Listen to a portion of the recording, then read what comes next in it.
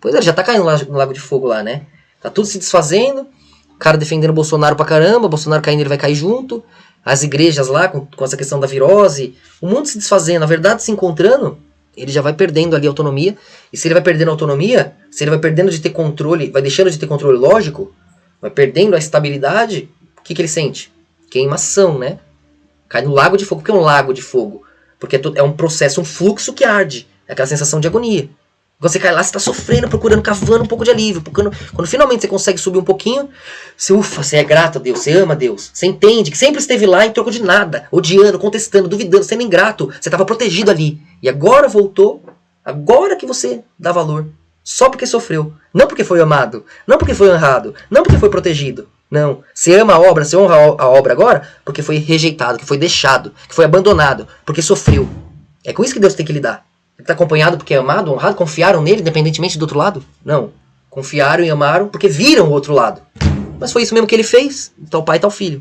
Eis o processo, né? E se você tiver os dois exemplos, você vai entender tudo que sente e pensa. Para poder habitar na obra no meio. Sem ter que cair nas bordas da realidade, né? Vai imaginar a Terra plana, uma pizza, você cai assim. Até porque em qualquer lugar da Terra, do fluxo, você tá olhando ao redor, tá vendo átomo ainda, é tudo átomo. Veja, muda a chavinha aqui, ó. De humano pra... Por que eu tô enxergando nessa velocidade? Vou mudar. Vê na velocidade, os átomos se movendo, vê as moléculas. Um mar de átomos. Aí não tem planeta, não tem céu, não tem estrela, não tem nada. O mesmo mar de átomos, na estrela mais longe é o mar de átomos que tá aqui. O resto é só referência interpretativa, né? Pulso cognitivo. Então, é óbvio que tá tudo dentro da nossa interpretação. Tirou nossa interpretação, é um mar de átomos. Um mar de possibilidades quânticas. Que nem estão lá. Igual o elétron, o fóton. Só tá lá, só é partícula se você olhar. Senão só tá a possibilidade. É ciência isso. Então tudo que há em nós. Então se você pode pensar, vou viajar para lá. Este ambiente que te permite criar essa possibilidade. E essa referência. Viajar, ir, fazer, descobrir um mundo. Descobrir o mundo, você está só recopiando, você está copiando e reprisando o teu mundo. Se você não vai chamar de mundo, se você não encontrar o que você chama de vida, o que você chama de real, você não vai chamar de mundo. Então você está criando outro mundo através do teu. Né? Porque são um mar de átomos referenciais sendo plasmados pelo observador. Então mexeu no coletivo, no geral de perspectiva, mexe no todo. Né? Tanto é que agora o coletivo se desestabilizando, até pouco tempo o mundo era um. Todo mundo acreditava na mesma coisa, a mesma história, o mesmo ciclo. O mundo um só, né? Conectado na TV, no jornal, na mídia, Hollywood. Agora a internet já está dando autonomia. Uniu o quântico, mas está separando o binário, né? Antes estava unido pelo binário, mas o quântico separado. Agora está acontecendo o contrário. Então, essas torres se separando, o mundo já não tem mais uma unidade. Qual é o fato mundial? Né? Que fato que tem? Cada um conta uma linha da história, cada um acredita numa forma de Deus, numa religião, numa realidade, segue uma tendência, age de uma forma. Não tem mais uma unidade, né? Então, o mundo já está se desfazendo, né? Vai quebrando aquela estrutura. Conforme a gente arrebata os sábios, a igreja vai sendo arrebatada, vai ficando o quê?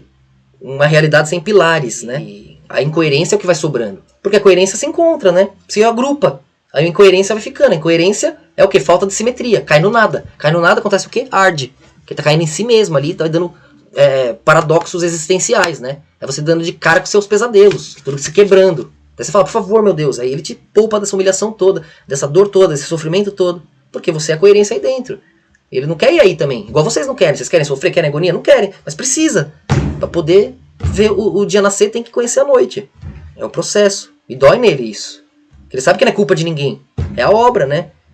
Justamente pelo que a menina falou, pô, nós somos um. E somos obrigados a sofrer, né? A melhor obra seria uma que eu evitasse o sofrimento. Mas sem o sofrimento ninguém conhece o alívio. Como eu posso fazer o sofrimento ser visitável sem ser, de repente, intenso demais, sem ser o peso real que ele é na unidade? Como a gente faz esse contraste ser um pouco menos pesado? Para a luz ser mais aliviante do que o contraste é doloroso. Aí o pi vai para um lado certo, né? Senão podia ir para qualquer lado. O pi ficava negativo. Vamos ter uma direção? A gente prefere o alívio, não é? Então isso é obra, isso é existência. O outro lado é contraste ilusório. É uma escolha. Quer inverter o processo cognitivo? Vá, boa sorte. A escolha de Deus é a melhor, eu garanto, você vai voltar. Jonathan para nós. Então é isso, né? E o Edir Macedo vai se vendo, vai ficando nesse mar de fogo, vai caindo ali porque ele não está segurando a coerência. No livro mesmo eu falo, se ele escolher Deus, escolher a coerência de vilão, ele pode ser levado a herói. E os erros dele podem ser justificados, né? trazendo muito mais benefício para Deus do que prejuízo.